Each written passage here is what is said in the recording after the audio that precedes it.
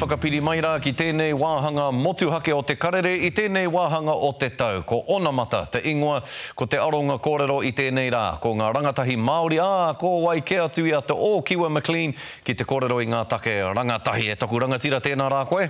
Tēnā koe. Nō reira, hea ngā take nui ki wā tātou rangatahi Māori i tēnei tau nei? Ai, ka tahi nā te tau nui tai ore mā ngā rangatahi Māori i tēnei tau, rā i te rāngai mahi, i te rāngai mātauranga me te rāngai hanganga. Rā ko ngā kaupapa pēnei i a Robo Pā, koe rā te kaupapa karetao e whakahaereti ana e te whare wānanga Wawanuiarangi i roto i ngā kura tuarua o te motu. Ka mutu ki te rātu kaupapa o te kaupapa Kaitiaki Rākau a te kaupapa Arboristera, i roto i te wānanga takiura o Manukau. Hoi anō, ai ki hoki ki ngā whika, kua heke hoki ngā tatauranga mahi, kore mahi mā te rangatahi i roto o Aotearoa mai te kaumātahi ōrau ki te iwa ōrau. Ai aha kua he piki heke tērā, kei reira tonu te whāruarua i wāinga i a tātou rangatahi Māori me ngā rangatahi o iwi ke atu. Nō reira kia tahuria ke tātou ki te kohinga pūrongo, kia kite ai tātou i ngā upikitanga a te rangatahi Māori i tēnei tau. E piki ake ana ki ngā taumata ike. Pretty stoked, like, first time around, so yeah, it's just really good to have a lot of good climbers to be around them and the opportunity to mix and mingle. Kua piki tūranga Ngāti Hau kai hau ki te whakataetai Kaitiaki Rākau o te motu, me te hakua ko tahi tau noaia e whai ana i tēnei ara. I puta tōna i hui te tohu Kaitiaki Rākau i te whare takiura o Manukau, hei tā tōna pauako ko te ngākau nui, te ki.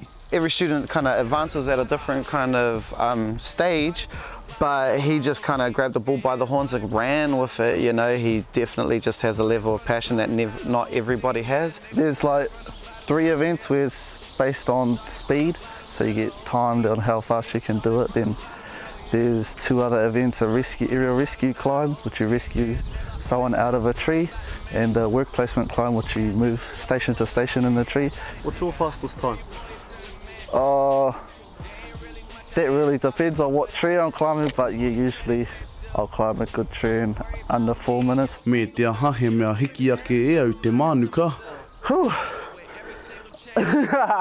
Anei ahau e tā wewe nei runga i tēnei rākau, hua rua te kaumārima mita tōna teitei. Ka mutu ko te haumarutanga, te tino o tēnei kaupapa. Ko te wairua tātā whāinga kai te rangona. Ko te whakataetai Robo Pā arohe o Tāmaki, te take. Kei te hikakanga tamariki, ki wenei mahi, ko tai ki te whakataetai arohe o Tāmaki mō tēnei mea te hangarau, ngā mahi karetao, kai te koa. E ono katoa ngā kura o Tāmaki kua opeti ki te whakataetai Robo Pā arohe o Tāmaki i ngā rangi e rua kua hori. He whakatutuki i ngā wero i roto i te 2 meneti te whai, ko te mahi tahi, te ito o tēnei kaupapa.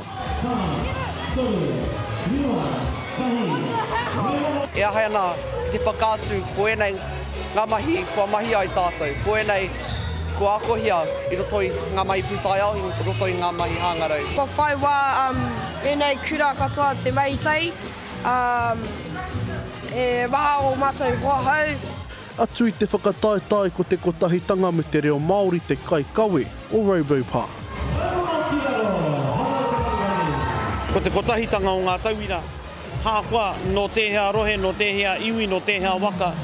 Kai konei rātau e huitahi ai, koe rā ko kite, me te mea hoki, ko pua wai tō tātou reo i roti a rātau. We are the painting team, yes we always use resin.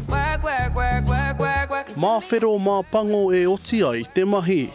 It's opened up a lot of doors for me, especially the skills that they provided for me and helped me. And now I'm just ready to go forward from here. I puta te ihu o kairau i te kaupapa Kiwi Can Do i te tau kahori. Mohoa nei kua whai tūranga mahia hei amorangi mō te rangahou. Engari I mua I tērā kāre āna mahi motuhake. Stepping up, being a role model plus a team leader is a big step for me. Improving my skills and sharing with others. You took my heart, all my keys and my passion. He iwa ira kore ngā tatauranga kore mahi mā te Māori, he rua o rau te hekenga iho mai i te rātau. O tira ngā tatauranga itirawa mai anō i te tau mā waru, a rā te aronga matua o te minita mahi hou.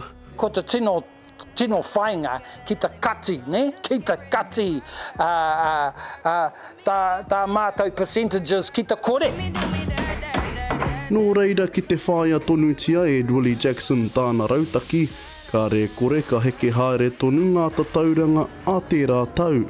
Te o Kiwa McLean, te karere.